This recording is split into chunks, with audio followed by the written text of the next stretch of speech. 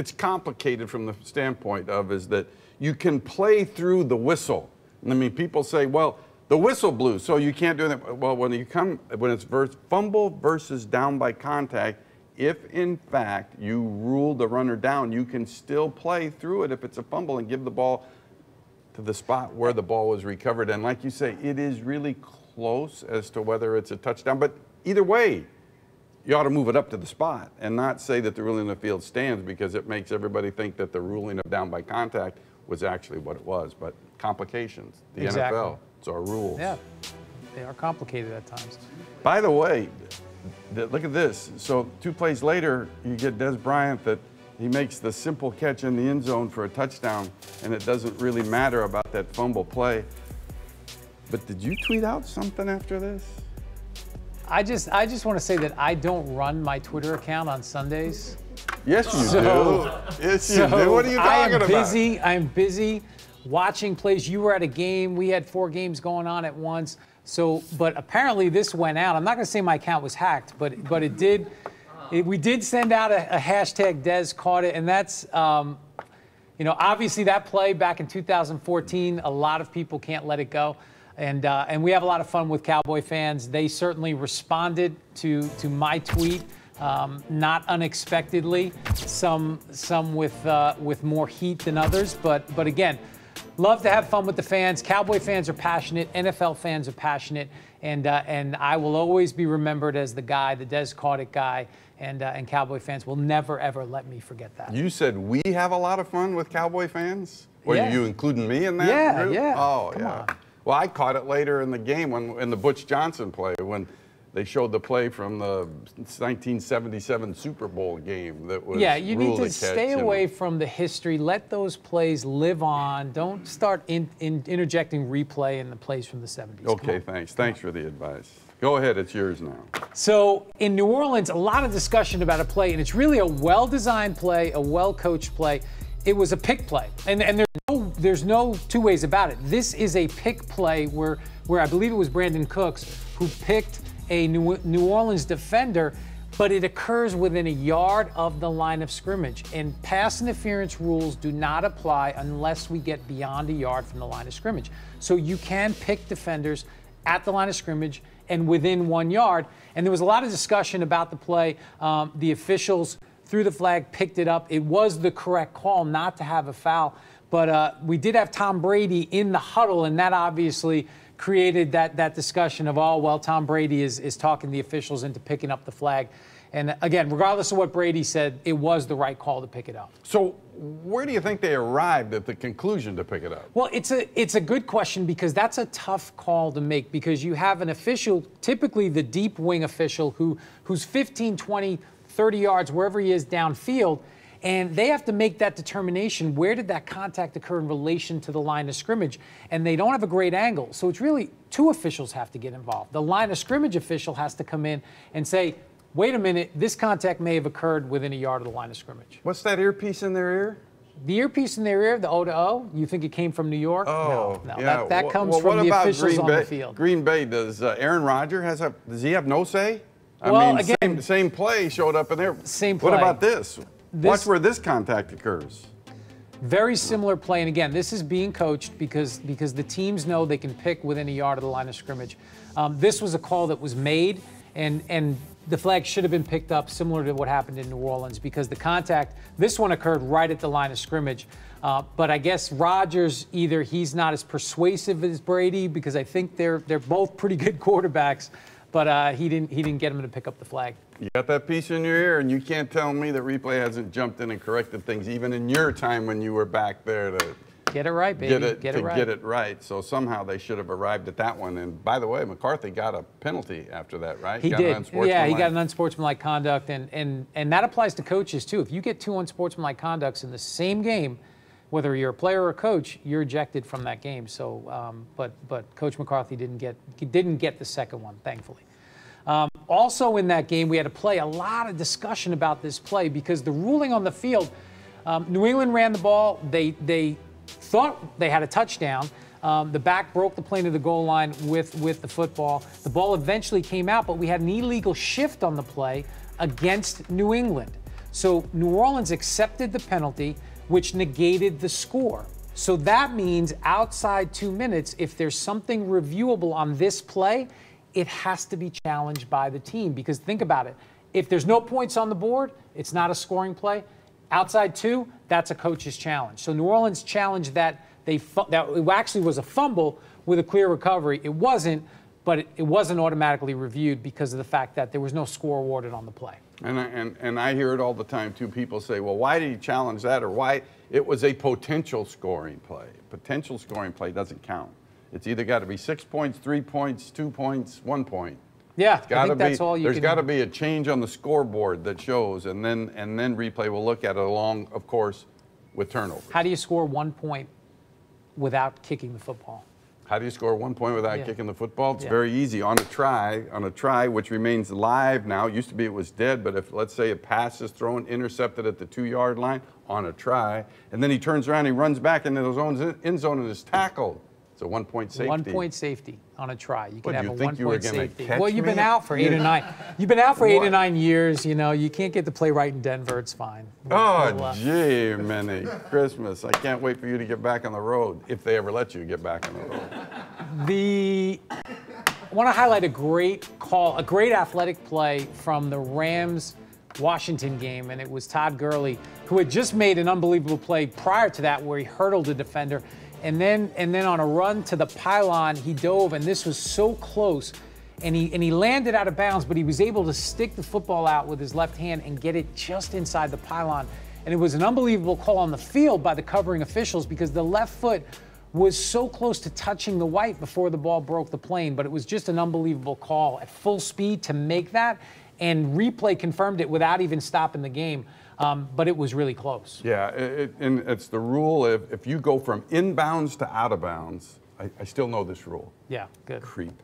If you go from inbounds to out of bounds and you don't touch in the end zone, then you have to get the ball back over the top or inside the exactly. And if you do get a body part down in the end zone, it's called the goal line extended, right? So if my right foot hits in the end zone and I have the ball in my outside arm, my left arm, and it's outside the pylon, I get that goal line extended. It basically extends beyond the pylon in that instance. We could talk about pylon rules and the difference in the colleges, but let's move on. There's more interesting things. Another scoring play from the Steelers game here, and this was a good example, Steelers-Vikings, of the post-touchdown 40-second clock having an impact on the try. The Steelers scored.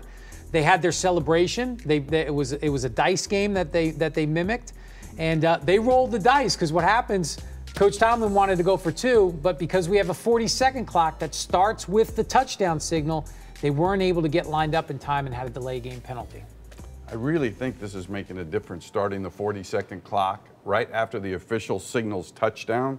I mean, even though it stops at 20, if they have to actually confirm it's a touchdown. But to me, these extra points are happening a lot quicker, which is why, by the way, game times do seem to be quite a bit shorter. Game time is down, but plays are down too, and that's something I think the NFL has to be aware of. It's early, but we don't want to lose too many plays in the game because that's obviously the product. We saw another example of a rule tweak, and this was the celebrations, right? We've talked so much about this, what you can do, what you can't do. Last year, Kareem Hunt scores a touchdown. If he goes to the ground and he uses the ball as a prop, that's a foul last year. This year, he can go to sleep. He can use the ball as a pillow, and there's no 15-yard penalty. Yeah, what do you think about Marshawn Lynch's dance? I thought Marshawn Lynch's dance was fine. It was in the bench area. Well, I know, he can do that. I don't think the Jets liked it. The Jets weren't very happy about it. I don't think the Jets liked it, but hey, Marshawn back in Oakland. I think the song had something to do with Oakland. I like Marshawn. All right, go ahead. We're going to talk about plays each week that are potential fine plays. We had a really interesting play in the Charger-Dolphin game where you had Jay Ajayi who gets tackled and the officials called a horse collar. And this is a really tough call at full speed because you've got long hair. The official, remember, the rule is inside the collar of the pad, either the shoulder pad, the jersey, or the nameplate of the jersey. So you're grabbing up around that hair. It's tough to tell if he's on the nameplate. It actually ended up being one of Ajayi's dreadlocks, and he pulled Ajayi to the ground. Not a foul technically, But the call was made on the field, and it's a tough call at full speed. Kansas City Chiefs, Herman Edwards. Remember the proposal? Sure. They proposed that the hair had to be above the nameplate. It couldn't cover the nameplate, and really didn't get a lot of traction that year. That was back in, I think, 2008. I think it actually got withdrawn before it got to the owners' meeting. But that was part of the issue here, that it makes it very difficult. And really, when you look at the safety issue here, obviously, when you're pulling the hair, same as grabbing the collar, the legs swing in, you get the same. It's the same act. It's the same action of a horse collar. But again, I think that's something the competition committee will continue to look at. We had an interesting play in the Dallas in your game where we had a roughing the passer call made on Von Miller. Talk about that play, because you were there. I mean, if I'm Brad Allen, the referee, this strikes me as I get alarmed by this because it's low, because at least it ends up being low, and so I clearly see why he calls it. This is a point of emphasis. Well, everything protecting the quarterback is a point of emphasis. They have to strictly enforce these fouls. But you try to say is what you encourage the defenders to do is to reach and swipe, which is really what he did here. I mean, and I get the difficulty of it, but what you want to do when that quarterback is in that passing posture, you want to don't allow that shot with the shoulder or the head into the knee area because of the potential for injury. But the swipe and the turn and the fall over is a good play by Von Miller. Yeah, that's what you're asking the defenders to do. Get your body off to the side. Yeah, so, and Troy made the point right off the bat that he didn't like the call, and then he wanted me to come in and support his fact that he didn't like the call.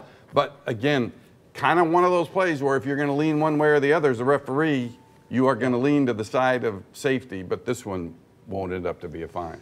No, I wouldn't think that one would end up as a fine, but they are going to lean towards calling that foul, especially at the knee area or below. And then the last play, when we're talking about potential fines, a lot of discussion about this, a lot of action on Twitter. This was Bruce Irvin taking Matt Forte down to the ground. He wrapped him up and basically swung him around and slammed him to the ground. This is going to be called more often than not. I mean, we've been dealing with this, back when you were the head of officiating.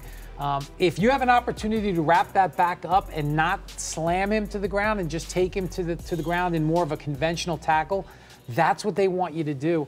And I feel like that call is going to be supported from the league office. I think it will be too, because you've been driving it into their heads that you don't want a lift and slam down, because often it's a lift and slam down on his head. It doesn't happen here. It's not really the head. But the key to me is he didn't have to do that. He did not have to do that. Exactly. He could have driven him backwards, and the play could ended up without even him going to the ground. Period. Yeah, exactly. So I would think if I was a betting man, I think you got the strong possibility of a fine there. No fine. I would agree. No fine. I said fine. You say fine? I say fine. I don't know. I don't think it's going to get fined. I think it's a good call on the field, but I'm not sure if it really elevates. Well, but we'll see. One of the few times we disagree. We'll see. Eagles, Chiefs. Eagles trying to make a late comeback. Wow, they line up for an onside kick. There's 8 seconds on the clock. They execute it almost perfectly, and I'm going to explain why it wasn't perfect, almost perfectly. Touched first by Philadelphia 88 beyond 10, which is legal, and then he recovered the football further downfield. Now, what happens when the ball is touched legally in the field of play on a kickoff? Clock starts. Wind the clock. Starts. So whether that's the receiving team touching it in the field of play or the kicking team legally touching it after it goes 10 yards, the game clock starts. So it's not if he gains possession of it. Let's say 88 possessed it immediately at the 47-yard line. What happens then? Yeah, then no clock starts. No clock starts. Still 8 seconds. It's still 8 seconds. But went back, took 3 seconds off the game clock, which was the proper thing to do. And the Eagles went from potentially 2 shots at the end zone with really only 1 shot with 5 seconds. And Peterson was unhappy, and it just wasn't handled right. I mean, in the end, because the initial wind should have happened right away. Should have happened right away, and I think they ended up going to 7 and then going to 5. But they got it right. It took a little while, but I think they got it right, and eventually it was the. Probably that thing in their ear. Hey, that somebody whispered down Wait, the right amount of time. In the TV world, what I'm learning is you have something in your ear and your producer's talking to you, so you don't say something stupid. You don't have one of those today, so we'll forgive you. Okay, but thanks. Thanks. All right, let's move to college football, by the way. Really, can we move on to this? College football, you know, we in officiating, you don't get a lot of positive kudos. And we just want to call out an unbelievable call. I was at the game, Texas USC, Saturday night, packed house, 93,000 at the Coliseum. An unbelievable game that went to overtime. And this was a call that was made by the back judge, Justin Nelson, Pac-12 back judge. If this is a completed pass, the game is over. And watch how close this is. And he was all over it. Receiver going to the ground. He has to maintain control all the way to the ground. You can see Nelson go in and pat the ground with his hand, which means I've got the football hitting the ground. I've got it loose. I have an incomplete pass. Great call in this situation. It is a great call, but you know what I take out of this game? That the NFL overtime sucks. I mean, this was so exciting. I mean, I think I've changed my.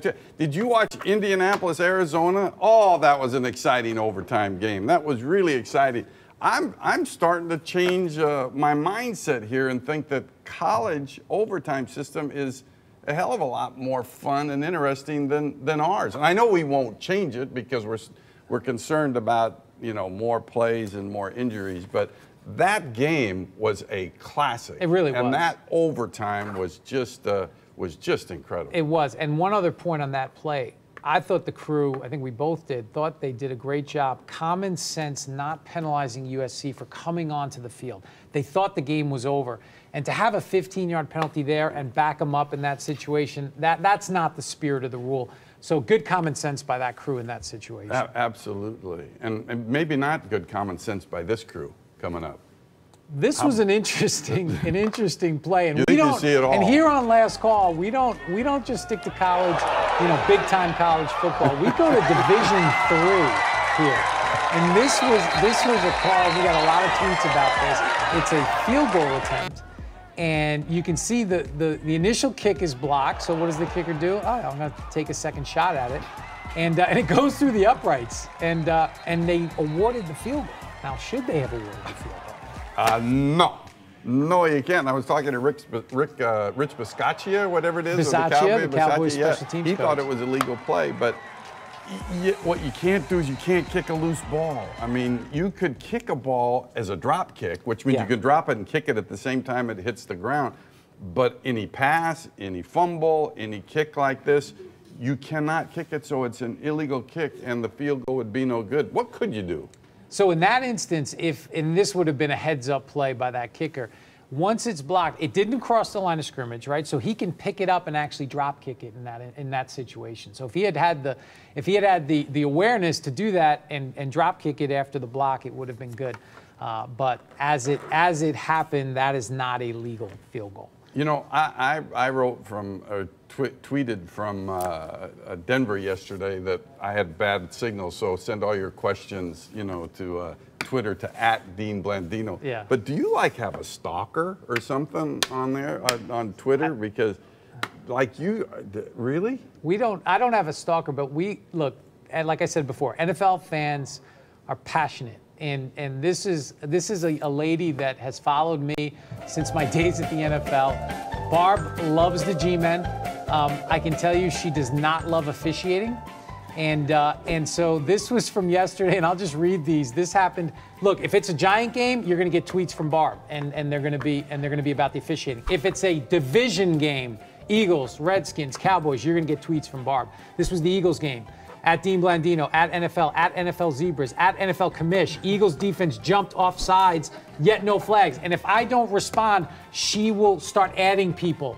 She will add the commissioner. She will add John Mara. We don't know. But you can see this, and if you watch the timeline, I mean, this is over the course of, 30 minutes?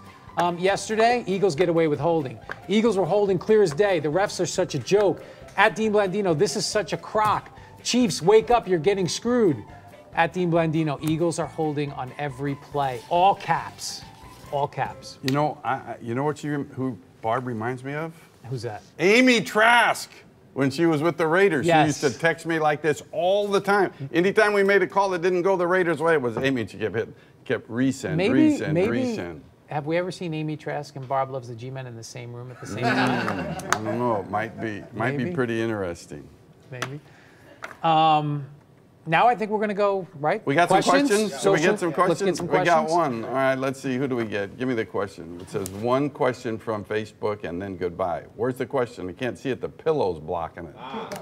Who is your favorite Fox Sports announcer. Who is my favorite Fox Sports announcer? That's really a good question because the minute we answer this, every other Fox announcer is going to hate us. How are you going to answer that? Let's see. Here we go. Clay Travis. What Too a soon. boob! What a Too boob soon. I am for saying that. Too- I never should have said that. My God, who else could it be? I'm going to.